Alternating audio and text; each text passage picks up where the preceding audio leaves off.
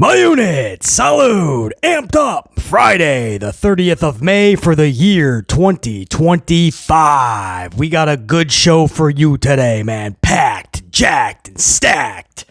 For sure. And I mean it. I know we say that often, but we often do on the channel. But we got a big one for you today, man. Check this out. We just put up a huge upload yesterday. In that upload, approximately, 45 minutes-ish? We talk Raw and SmackDown's declining numbers.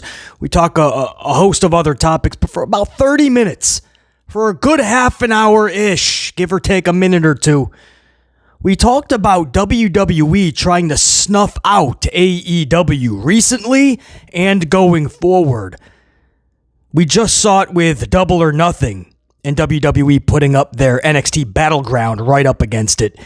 But especially what they're doing for All In Texas, the weekend of July 12th and July 13th, a random weekend that Tony Khan has decided to put his All In on. A Saturday, not a Sunday, in the afternoon, not at night, to avoid any conflicts in case WWE wants to put, a Saturday night's main event on the same exact night, which is what they did.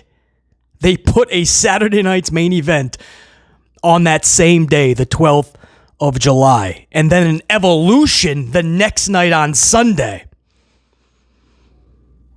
But when they found out Tony Khan's going live in the afternoon of Saturday, they went and put an NXT Great American Bash on Saturday afternoon. They triple booked their weekend. Nobody wins in that scenario. You're just dividing up your audience. You're creating audience burnout. Fans are going to get burned out. 3 back-to-back-to-back WWE events. They get burned out at WrestleMania weekend. You know that. WrestleMania weekend burns everybody out. Why are we having another WrestleMania-esque weekend on a random July 12th to July 13th? You guys know why. They're snuffing out AEW. Triple booked. But that was yesterday's conversation. We had that conversation. Hopefully you guys, man, I know thousands of you have already caught it. If you haven't, check it out. Really good discussion. And BC tells you exactly why this is going down. And it involves Nicholas Khan and his animosity toward the other Khan, Tony Khan of AEW, and Petty Paul of McMahon's issues with Tony Khan. This is the one area, it's not about greed. No, this is the animosity that they have with Tony Khan and trying to snuff out AEW. But this conversation's different because an hour after that upload went up on the channel, new reports issued that are stating, you guys know the residency that AEW has coming up at the ECW 2300 arena? You know that residency that AEW is... It's a couple of weeks. It's a big, big deal for AEW. Several collisions, several dynamites. I think even is it a pay-per-view or something, a big themed event? It's a big residency. You're not going to believe what WWE is doing. You shouldn't be shocked. But an hour after we had that conversation about All In Weekend and what WWE is doing, how dirty, how low they're willing to go in this little war that they've created with AEW. Wait till you hear what they're doing now with the residency that AEW has coming up in Philadelphia, the 2300 arena. Because you guys, again, you shouldn't be shocked, but it's still a stunning story. What am I talking about? That's why they call it a cold open teaser. We're going to talk all about it, man. WWE is making sure that they counter or upstage AEW at every twist and turn. I know, all is fair in love and war and business. I get it. But at what point is it so damn low? And at what point, I would ask, if you are claiming that that's not competition, but you're trying to flood them out, at what point is that exactly what you're looking at them as? You would not flood something out unless you literally look at them as comp. We'll talk about it. We're also going to talk a former WWE superstar in one of the recent rounds of releases. I think it was 2 rounds ago, correct? But she was in a round of release, one of the last couple, and she is now speaking out about her release And what she has to say is so damn alarming, or at least it should be alarming for not just fans or anybody in the industry. It should be alarming for every single individual that works for World Wrestling Entertainment, especially if you're a talent in WWE right now. Why this should be alarming. Because what she is saying is the same exact thing that every other wrestler that got released is saying under the Hunter Hearst Helmsley regime. And it's pathetic. We'll talk about it. I got NXT's numbers for this week. I got AEW Dynamite numbers. How did they fare against one another? Up front, one of them will take a W.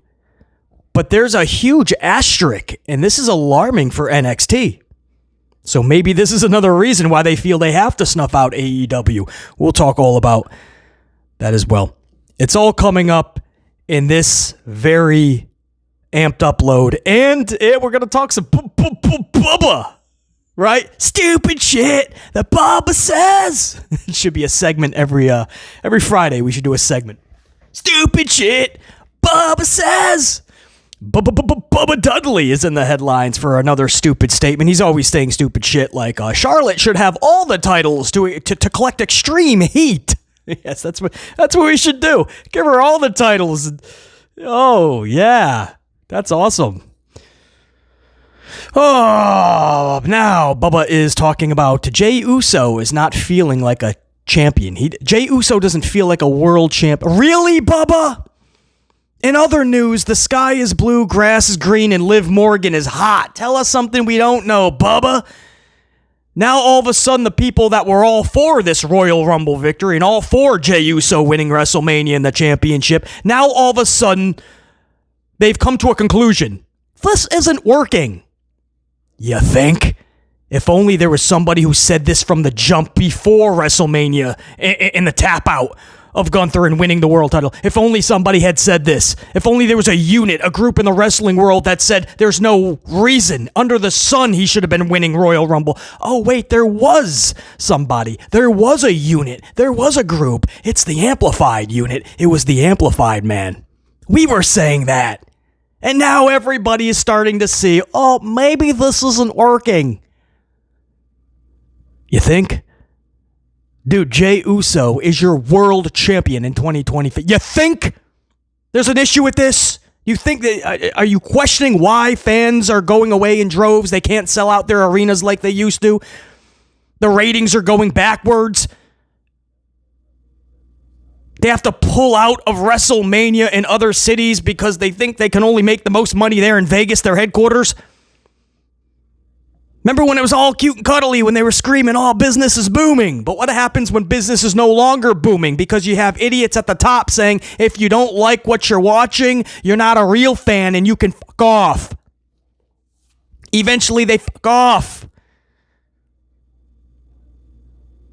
And when you make decisions like, and much love to Jey Uso, but when he's walking around with a world championship, what do you think's going to happen? You can't go from Hulk Hogan and the Warriors and the Savages and the Steve Austins and the Undertakers and the Rocks to Jason Uso.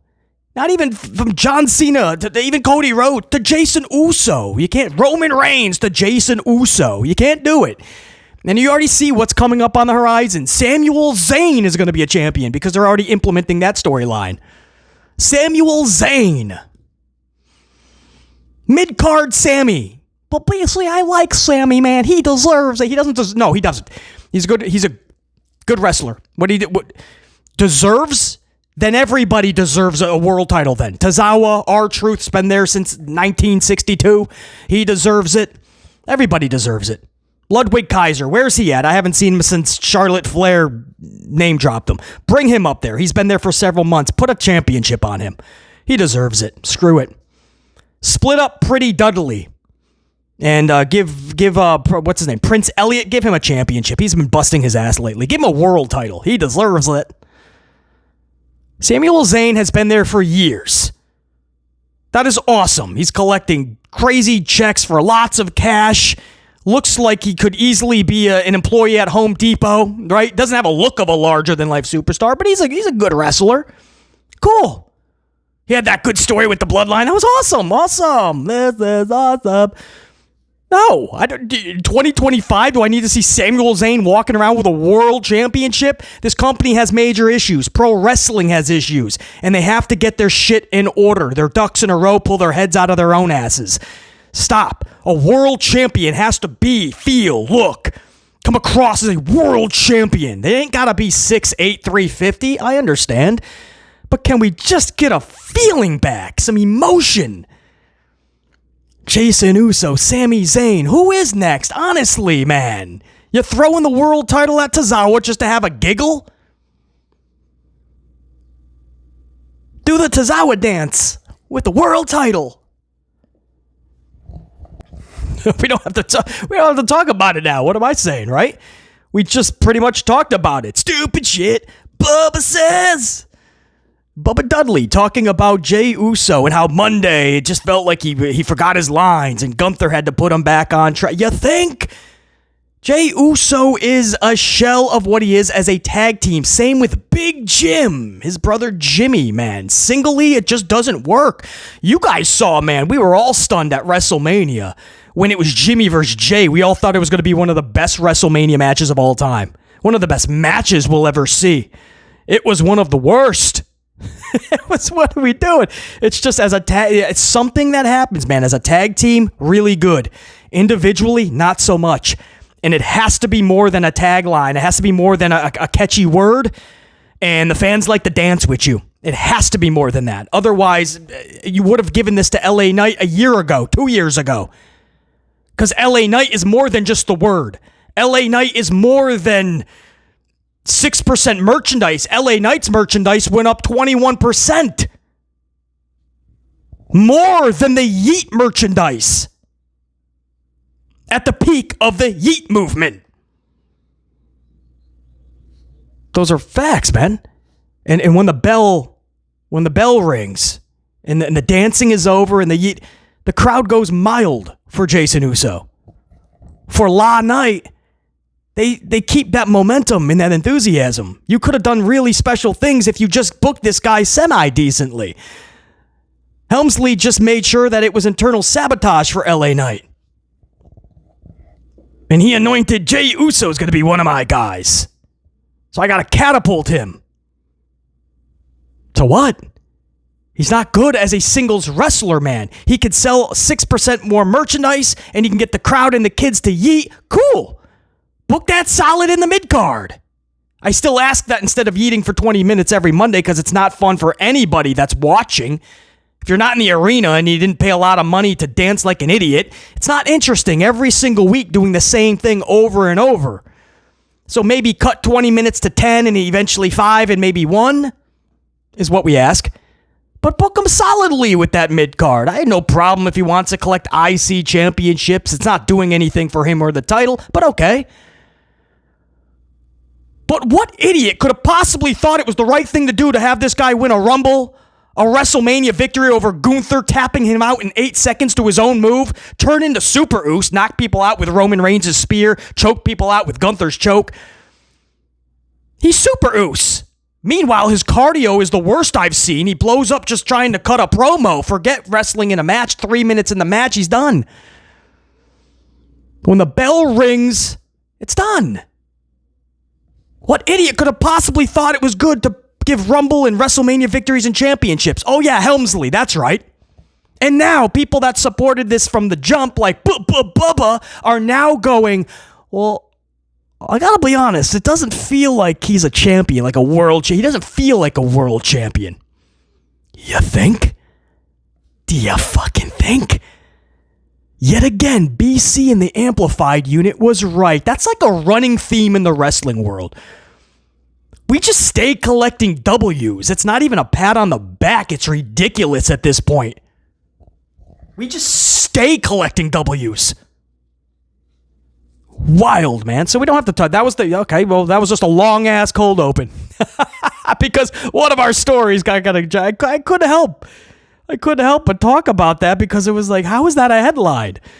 The people that originally supported this stupid-ass idea and went along with this Hunter Hearst Helmsley bullshit 2025, while wrestling really needs a pulse, needs something that's going to interject some life into this industry, into this company, and Jason Uso being the world champion is the answer because we yeet for 25 minutes every show. You heard what Pat McAfee asked Michael Cole this past Monday? Here comes Jay. Michael, do you have your yeet suit on? And Michael goes, I got my yeet suit on, Pat. That's how corny we've gotten. And they strategically have the kid ushering out Jey Uso in Section 300, right? It's a plant. Last week or 2 weeks ago, remember the kid missed his cue? So Jay's like, go, go.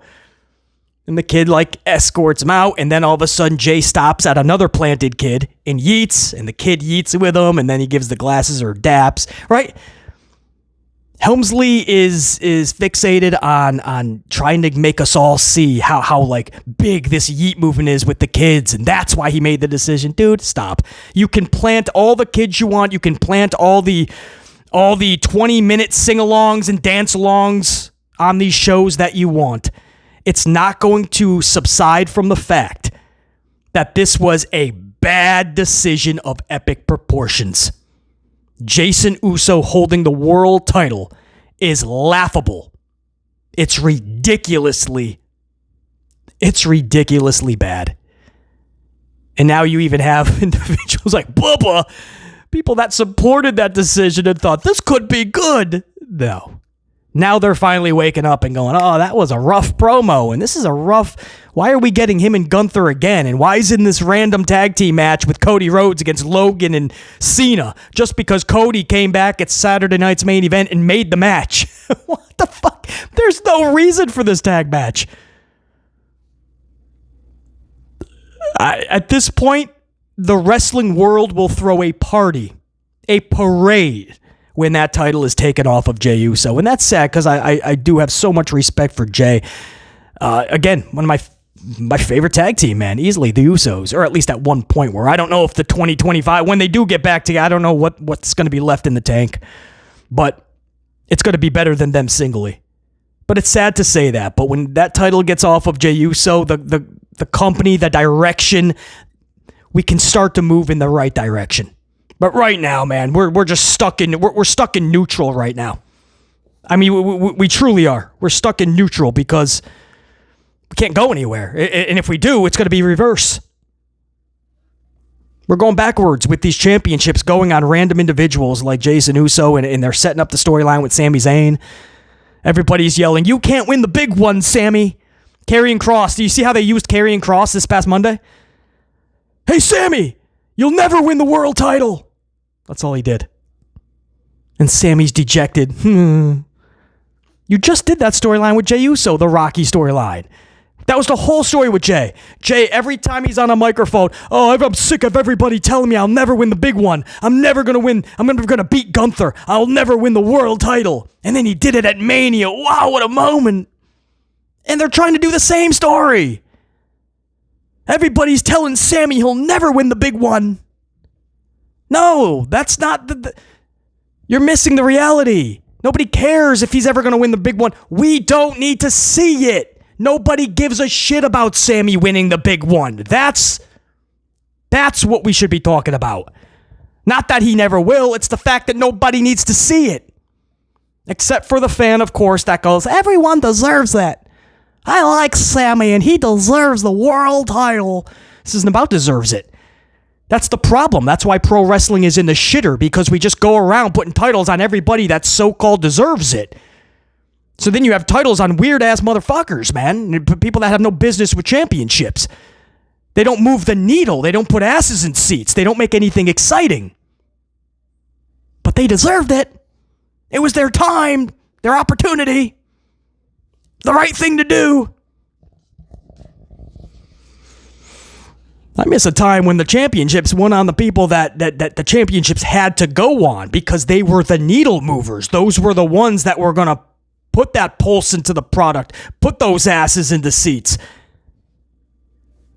They can't sell out these arenas these days. It's decisions like that, putting championships on Jason Uso. You thought you could pack an arena with 20,000 yeeters. No, don't be shocked when it's 12,000, 10,000, 8,000, 6,000 yeeters. And a lot of them parents dragged out by their kids that are just going to go along. What do I do? Okay, am I doing it right? Shocked that Jey Uso. What does it remind you of, Unit? When we said that Cody Rhodes should have won at WrestleMania 39 because now you have to drag this out another year. And Helmsley and WWE does not know how to do this properly. So you're going to get a weird-ass year with Cody Rhodes. And by the time they do circle back, if they do, it's not even going to make sense. Sure enough, what happened? By the time we got to Mania 40, Cody Rhodes wasn't even talking about Roman. The Rock comes back. That was easily the bigger match, Rock and Roman. But enough people cried, oh, hey, what about Cody finishing? The moment's gone, man. Read the room. 39 was that electric moment. So then the Rock and Roman thing got all twisted up. It became one big conundrum. Got a weird-ass tag match, which dragged in third wheel Rollins somehow. And then finally, Cody finishes his story the next night. WrestleMania 40 is in the books. You should just gave him the title at 39. That was the whole point, right? The Brock Lesnar feud right after 39 made no sense after that. Brock then attacked Cody Rhodes the next night on Raw. The only reason he would do that is because he's going for the title. Remember, he couldn't take on Roman anymore. So he was waiting for the title to get off Roman, and then Brock was going to strike. So that's what he did. The problem was because Hunter made the audible and kept the title on Roman in another whole year, and all Roman did the next 3 months was go on vacation, by the way. So Cody had to win the title at 39 because Roman was going away and Cody had the Brock feud. And the whole reason for the Brock feud was the championship. We're talking common sense. We're talking common sense, and you can't do that with this company. So they decided to stay with the Brock Lesnar thing, and to this day, we never got a reason. That whole summer, they feuded. Do you guys remember that? The whole summer, they feuded. It had to be for the title. And when it was all said and done, we never got a reason. Michael Cole mentioned it like 12 times during that whole summer. We still haven't gotten a real reason from Brock. You're never going to, because Helmsley doesn't know the reason. So they didn't even bother to give that story any time or light of day. In fact, when it was all said and done at SummerSlam, do you guys remember how it ended? Lesnar shook the hand of Cody Rhodes. I can't make it up. I'm not even joking. Lesnar just shook his hand. So it started with Lesnar attacking Cody out of nowhere. 3 months of not knowing why they're even fighting. And then they shake hands. Mutual respect. But BC's too harsh, too negative. I'm critiquing it too harshly. Really? I call this just looking for common sense. I call this looking for logic. I call this being fair and honest to my audience. I don't bullshit. I'm not going to sugarcoat, man. This shit has to make sense. That's the only reason you can watch any television show. We'll suspend disbelief. That's the reason you can watch something like Walking Dead. It's a show about zombies, but we'll watch.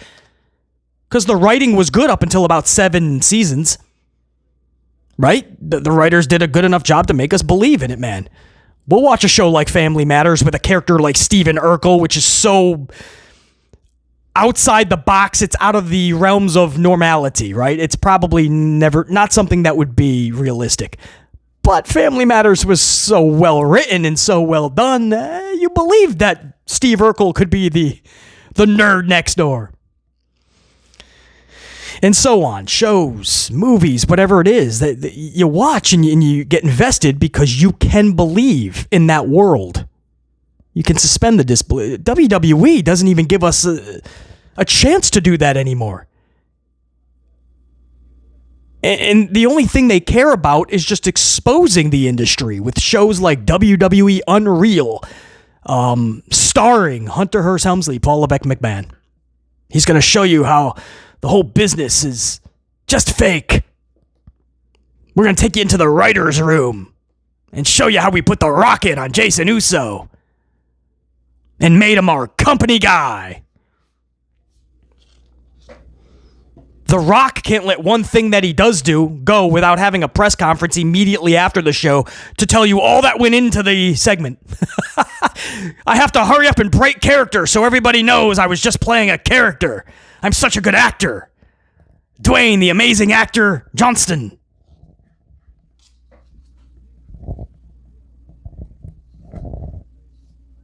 I had a lot to say about that. That was a side story. I think that went into probably over a half an hour of a cold open. Well, if you hadn't realized by now, the cold open was done many minutes ago. We just continued on with the Jey Uso story. I just find that it's just wild.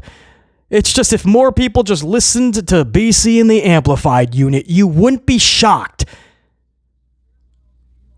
when you just realize that, wow, this isn't good, or my expectations, my hopes, they were never met because they botched this or they botched that. You shouldn't be shocked. You should see it coming from a mile away, because this is WWE. Come on, man. You can love Jey Uso, man. Him winning the Royal Rumble, tapping out Gunther in 8 seconds, winning a world title. That's okay, because he deserves it, and you like Jey. I do too.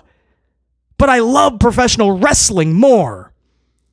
So I need what's best for professional wrestling, not what's best for everybody that deserves something. I don't hand out participation trophies. I'm not from this generation. I don't hand out participation trophies. Those things go where they belong. So how's that? Side story ended up taking the main story spot. That's just how it is. Now what we'll do is we'll go into I still want to talk about this recently released superstar who's speaking out on her release. I want to tell you, I'm going to show you exactly what she said, quote by quote, and why that's alarming for talent in WWE, or at least it should be. But first, I want to talk about WWE continuing to snuff out, flood out AEW. It's not just what they just did to them for Double or Nothing. It's not what they're doing for All In Texas. It's what WWE is about to do to the residency of AEW, the 2300 Arena. That's coming up in August, or end of August, September, I believe, correct? Wait till you hear what WWE is doing now. Swig of coffee first, if you don't mind. That was a long-ass first story. All right, maybe a couple swigs.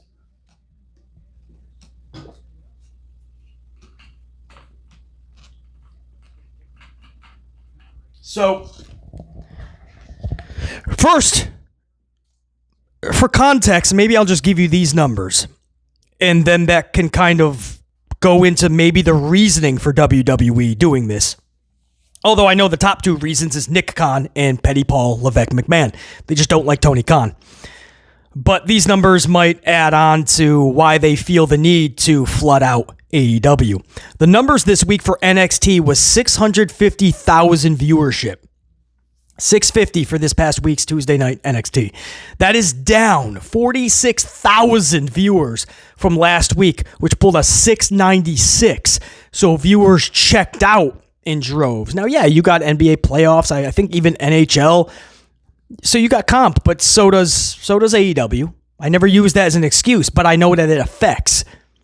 But they went down from 696 to 650. AEW went from last week under 600,000.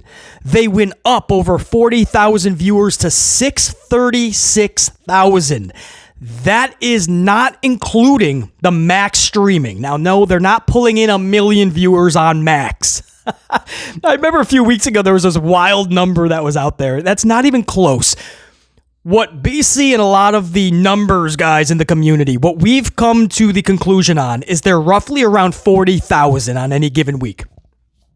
It's kind of like Netflix. They don't give us like straight up domestic numbers, like just US. So we really have to do a lot of digging, researching, and just shifting a lot of things around and coming to where we are with WWE Raw on Netflix in US as opposed to globally. Globally, they're at a 2.7. We gotta work hard to try to find the domestic number, which is sitting around 1.2, 1.3 usually. But for Max and Dynamite, they pull roughly 40,000 more viewers. That's up front. So if that shifts around, maybe it would be more in favor of AEW, and maybe that number is higher. So if you add that 40, then yes, AEW would be at roughly 676K. Because they're 636K up front on TNT, TBS, Turner Networks. 636. Again, compared straight up to NXT, that's a 14,000 deficit on cable. CW, Turner Network, NXT 650, AEW 636. So straight up, they're right there. They have caught up to NXT again. NXT has dropped, AEW has went up this week. But if you add those Max numbers, AEW is pulling a bigger viewership now. Because even if you don't want to give the 40, if you give them 14, they tied NXT. 14,000 on Max.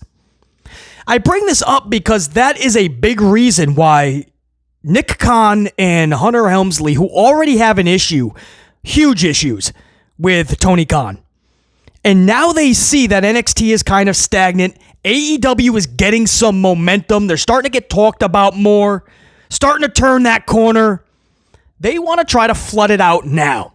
Writing's on the wall. They're not even going to let them get to that next level, or at least they're going to try not to let them get to that level. So I wanted you guys to see how close these numbers are, and it gives even more context, more insight on why they might feel that urgency now to flood out AEW. So then we get into this conversation. Yesterday's upload. Another swig of coffee, because this is absolutely wild, because an hour after that upload went live on the channel, we got the news about the 2300 arena.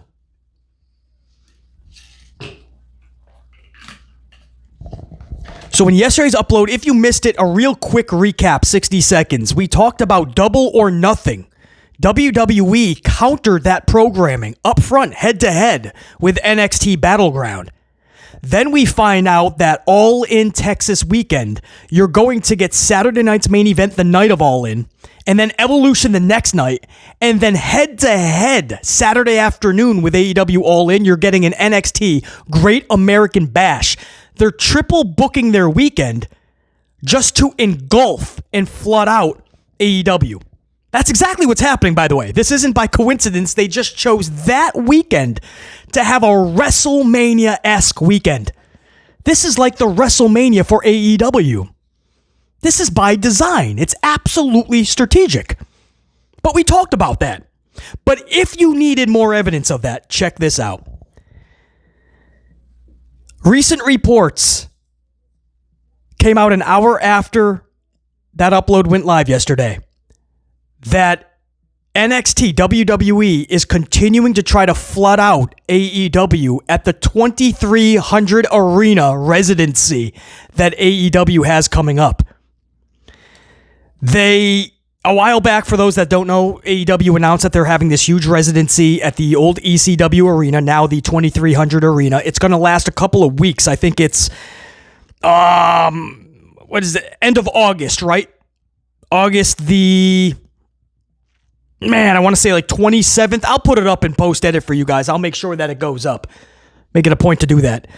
But it's end of August into September. It's a several-week residency. They're going to have a bunch of collisions. They're going to have a bunch of dynamites. I think there's a themed event in there too. Is it a pay-per-view or themed? Again, I'll have that up in post-edit. I'll make sure the team puts that up. But they're having this huge residency. They announced this well in advance. Then we get a report that, by the way, I do have the numbers for you. August 27th through the September 11th show. So it's August 27th through September 11th. A couple of weeks, they're going to be at that 2300 arena with several shows. Then it was reported that WWE is sending its NXT brand to that same 2300 arena 8 days before the residency begins for AEW. That'll be on Tuesday, August 19th for a live NXT broadcast. If these reports end up being accurate. And there's absolute word being discussed backstage about this. So I do believe you will hear this confirmed within the next several days. Because I know that this is absolutely being talked about. I doubt very much that it's going to fall to the wayside. So they want to absolutely upstage AEW. If you guys realize how massive this is a huge deal for AEW, man. A residency at 23. They want to pump everybody up for that. That's 2 weeks worth of shows. You're asking a lot from the fans that are in that area and the money that they're going to spend. And NXT, WWE, a week before is sending their brand over. They're going to get first dibs. They're going to want to be the talk of the town, spend money on us. A week before AEW has that residency, we are hearing that WWE is bringing their NXT brand over. Again, that's August 19th for a live NXT broadcast. We're still awaiting confirmation from World Wrestling Entertainment. That is, as of press time and of this recording, just a report. But I can confirm those were talks already in the works. So if this report is accurate, that's just already being confirmed backstage, waiting for the public confirmation. Now, if you guys are wondering, the answer is yes. This is absolutely strategic by WWE. It's strategic. It is deliberate. It is by design. This is a game that Vincent Kennedy McMahon knows all too well because he played it all so well. Vince McMahon worked really hard on making sure that rarely, if ever, this situation happened to him in WWF through the years. Vince McMahon would have deals in place with arenas that he was renting out for future shows that prohibited any other wrestling company from performing in that arena for a set schedule of time before and after being occupied by WWF, WWE. Vince McMahon made sure that was in his clauses in the contract that he had with the arena. While renting them out, before renting them out, the arena had to agree that another wrestling show cannot perform there with a set scheduled time before and after. It cannot hinder any ticket sales or any hype for WWF coming into town or WWE. Vince McMahon knew that that could happen, especially with the WCW days. So that's a clause that you put in because that greatly affects your show, man, when another wrestling company is coming in. And if you're wondering, most of these arenas absolutely bended the knee and obliged. These arenas okayed that and said, all right, because they wanted the money from Vince McMahon and WWE. There's no way they could know that another wrestling company is going to be interested in renting that arena around the same time and offer more money than Vince. You're trying to rent that arena out. There's only so many concerts or bull riding or monster jams. So when Vince comes over and says, I want to rent out this arena, you want that money. He says only if you don't let another wrestling company come a month before or a month after. You're like, all right, what are the chances of another wrestling company showing up around the same time? But Vince was smart enough to put that clause in there. Sadly, guys, it looks like Tony Khan is going to have to start doing these type of clauses. It's sad to say, but that's how dirty WWE is getting. And I understand, again, all is fair in love, war, and business. I get it. They're not doing anything against the law or breaking rules. Just like when Tony Schiavone read the results to WWF tape shows live on Nitro, or when they extended their time past 2 or 3 hours. So even if WWF had the better show, they were already off the air. WCW Nitro was still on for another 5, 10, 15, 20 minutes. They had the resources to do that. That was dirty. That was low, but they could do it. All is fair in love, war, and business.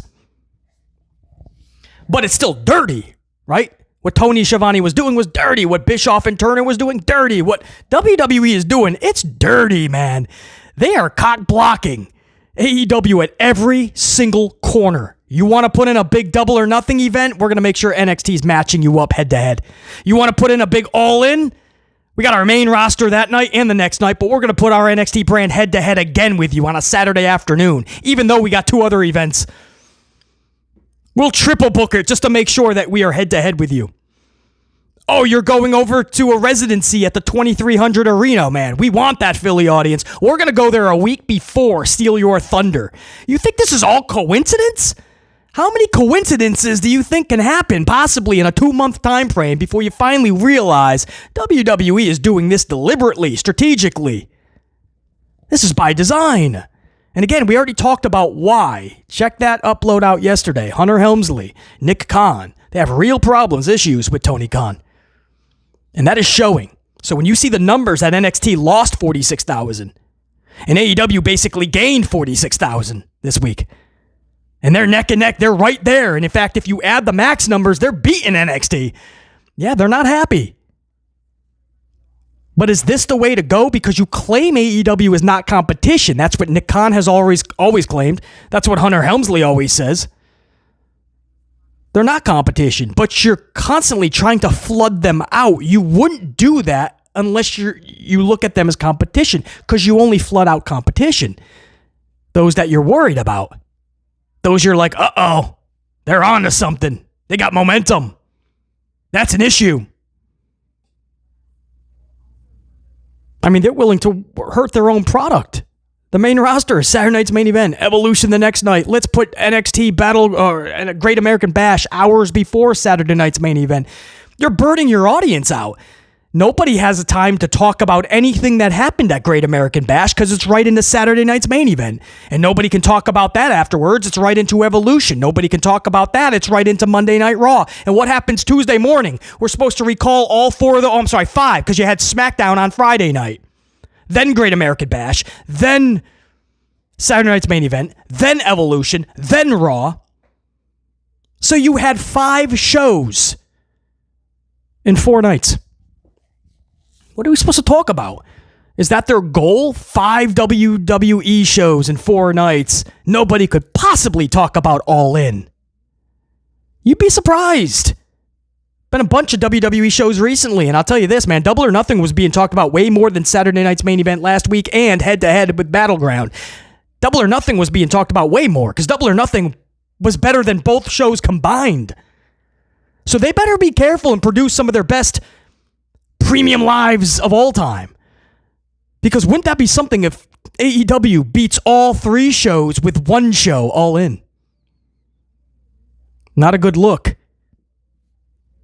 This company is weird with this feud, this vendetta they have against Tony Khan, and they have to be careful because it could be a detriment to their own company.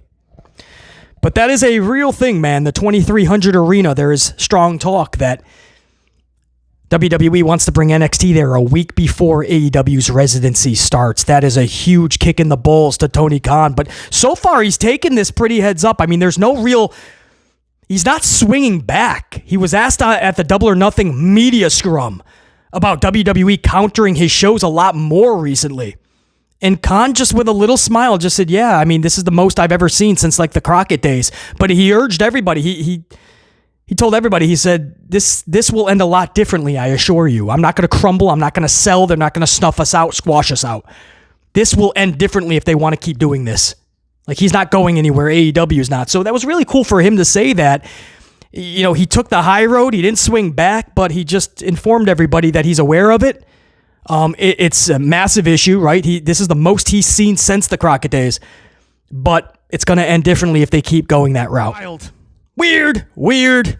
You say they're not competition, and then you look at them like they're strong competition. And AEW's had, they're not there numbers-wise yet. And they've had a rough several months, and that's what makes it all the more just stunning that WWE is deciding to put this much focus on this company and counter-program. And they're willing to risk a lot to counter them and block them. And it's just wild, man. I've never seen WWE do this type of... I've never seen WWE go this low. Like Vince McMahon would, and listen, I've seen them try to counterpunch Ted Turner with the Huckster and the Nacho Man. Anybody remember that? Those skits? But even Vince, even around that time, Vince was still concentrated on his program and he wouldn't take it to that length. I've never seen this type of pettiness, but I guess this is their way to... This is their way to ignite that war, I guess. It's so odd, man. I want to move on. Because we can keep just spinning this story round and round, man. No matter how many words we spit out and how many variations, I don't think we're going to come to a conclusion where this makes sense. So we'll just move on. I want to get to a recently released WWE superstar who's finally speaking out on her release. And why this is alarming for the talent that is there. Because you guys are going to hear some... I'm going to give you an exact quote. And you're going to hear some things that she says... That is exactly what every single wrestler that's been released under Hunter Helmsley has already said. And that's what makes this an extremely sloppy shop.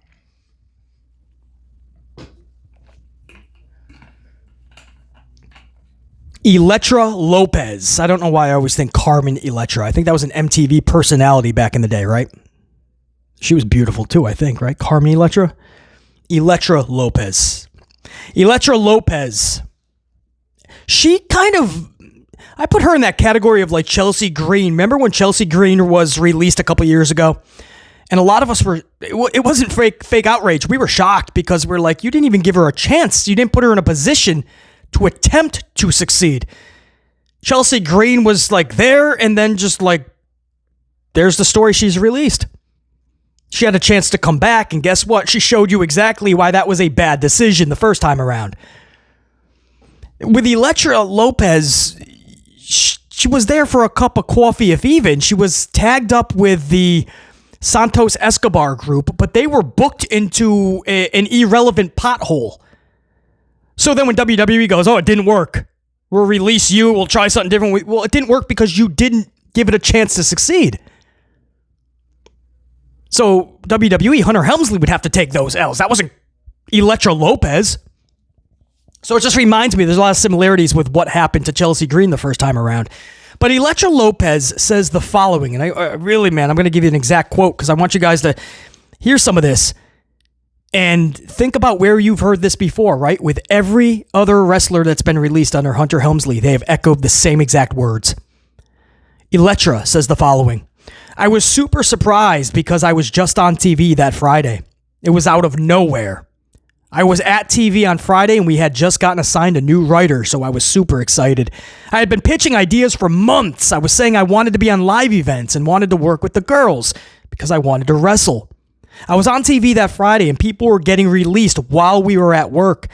Thought, oh shit, maybe I dodged this bullet this round. But I get home and it was maybe 2:30 in the afternoon and I get a call and they told me the news. No reason given. Nothing. I'm not saying anything bad about anybody. I don't want that to be misconstrued. But I had worked so hard for this, and I feel like I wasn't given a fair opportunity. If I were given an opportunity and I failed, I can understand it. But you didn't really give me an opportunity to show you what I can do when I'm more than just a manager. You brought me up to be in this role and put me in a box, and then you cut me because it didn't work out. I was very surprised. I got no explanation as to what the reason was. I was very shocked. End quote. There's a lot to unpack there, but let's just start with the biggest one because I've been harping on this for months every time there's a release. And these wrestlers, still to this day, don't have a reason why. We've talked about this so many times, sadly, right? For my veteran subscribers that listen from second one of a podcast, of an upload, to the last second, whether it's an hour or 2 hours of an upload, and you listen to every second, you know we've had this conversation so many times with Sonya Deville's and the Baron Corbins and everybody in between that has been released. They all tell you the same thing. Doesn't matter if it's a Tegan Knox, nobody. What spectrum they were on the card, they all say the same thing. They were completely taken by surprise. There was no indication. Nobody ever told them, hey, this could be a thing. Or, hey, you have to improve this or this is going to happen. They were told, hey, you're doing great. Caught by surprise, completely off guard. And two, to this day, they have no reason. Nobody ever told them why, no explanation. Elektra's quote is, I was very surprised. I had no explanation as to what the reason was. She says, and I quote, no reason given. Nothing. And a lot of these wrestlers have echoed the same thing, right? They said what really gets them even today, whether they've been released for weeks or months by now, they all say the same thing. What really eats them up is that they still have no reason. Hunter never took a moment just to send a quick text. Hey, man, thank you for everything you did. Because that's what Helmsley does, right? He plays Papa H, and he tells you he tries to play the role of Papa. And I make sure that all my talent is good and that everyone's treated good and that we're on the same page. But the second you're out of the company, Helmsley won't take a moment for you. He's too busy, BC. He's the chief of everything. He's doing interviews nonstop. That's all he does. He doesn't do anything behind the scenes but cut interviews and film a television show exposing the business. He absolutely has a moment to tell talent that have busted their ass and broke their backs for him. At least give them a reason why. But he won't do that. And a lot of these wrestlers have said the same thing. That's what eats them up the most. It's not being released or getting cut or not getting re-signed, whatever it was. They were just never given a reason. And why that is a big deal to them is because they were told everything was great up until the point. No transparency in this company. I could not imagine, nor would I want for any one of you guys to work for any entity. I don't care if you're working at a McDonald's, a Lowe's, a 7-Eleven, a Fortune 500 company in the financial district of New York, or a conglomerate entertainment juggernaut like WWE, or you're working for the NBA. I don't care. I would hope that you never find yourself in a situation where you're working for people that can at any moment tell you to get lost and not even give you a reason. I couldn't imagine that. I would never accept that. I remember when Baron said that eats him up because he was never... All the years that Baron Corbin has been in that company, to this day, he doesn't know why. And he told Randy Orton, and I always tell this story, and Randy Orton, or Corbin tells a story, I just retell it. Randy Orton was so pissed off, he was about to call Hunter and say, dude, what the... Tell him why he got released. And Corbin had to tell Randy, no, please don't. You're just going to make it worse, man. Maybe I'll be able to come back in the future. So Randy's like, fine. But even Orton was pissed at Helmsley. He's like, well, how do you do that to somebody?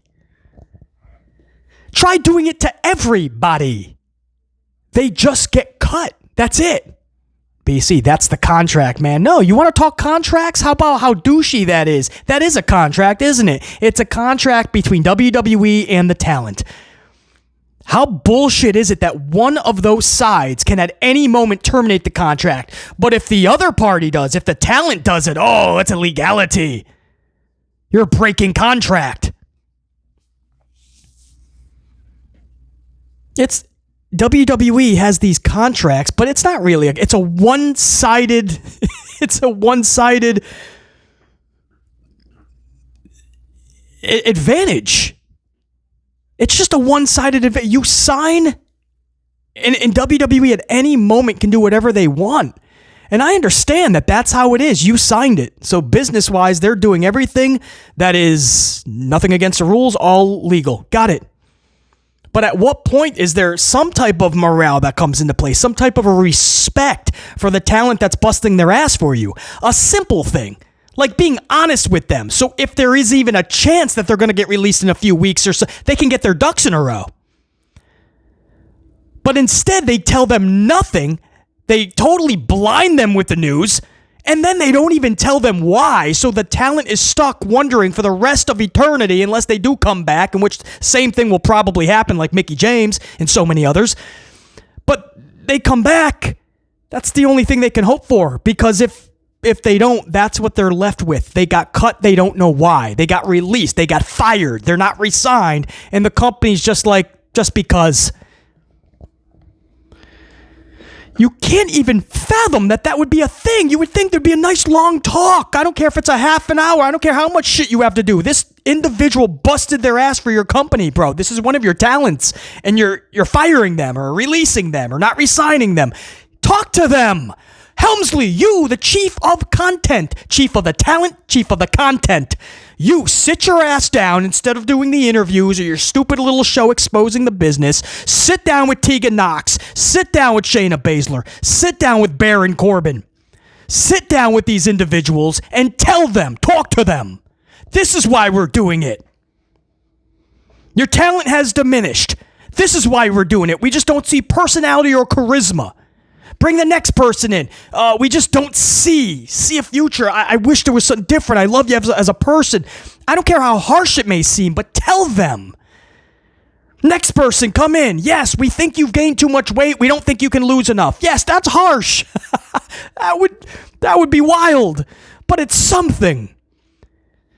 But to tell them nothing, so many of these wrestlers have stated that that's what eats them up the most, is that nobody from WWE has even given them nothing. To this day, nobody has dropped a line, anything. Hey, just checking in. I wanted to tell you this a month ago, but this is why we did what we did real quick. Nothing. But you see, they don't have to, man. Yeah, no, they do. They do. I don't care if it's legal or not. Maybe I was just brought up differently, but yeah, there's a respect there. If I owned a wrestling company and I had talent, and the decision is made to release or cut or fire or not re-sign, cool. That's the decision we made. We're sitting the fuck down with the talent, and we're going to talk about it respectfully, with class, and make sure that there's no questions. You good? You're going to be good, man. Offer the support, resources, anything we can do for you for busting your ass for our company.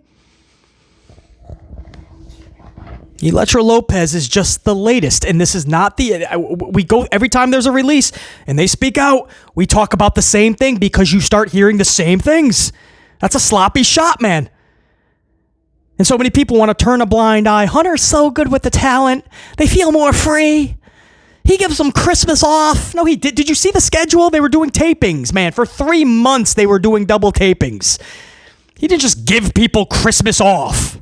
Stop. Or was it Thanksgiving? Whatever it was. They were doing that in October. You think everybody gets 2 weeks off for Halloween? No. That was part of a business model. It just happened to fall that way. But everyone wants to believe that Helmsley is just all for the people. Please. He's all about that money. And in 2 years, when WWE sells to Saudi and he's probably done with pro wrestling, he ain't going to give a shit about any of this. That's why he hasn't called or texted or emailed or did anything with the talent. That's why he has not told them. Because he doesn't care. The second they're out of the company, you're a forgotten entity. And that is your amped up Friday, the 30th of May. I told you it was a big one. I told you. I had a lot of coffee, a lot of good stories, a lot of good news. A lot going on in the pro wrestling world, man. So, man, I love this channel. I do. Little bias. It's my channel, but all right, we got a lot of ass to go whoop before SmackDown tonight. You guys are going to get that review within the next 24 hours. Maybe my channel members might get it tonight, actually. And if that's the case, everybody else will get it within the next 24 hours. SmackDown. I can save you 3 hours of your Friday night. Just tune into BC's review. Save yourself that time. Easy. What's Asuka say? Easy peasy? Lemon squeezy? Is that what she says?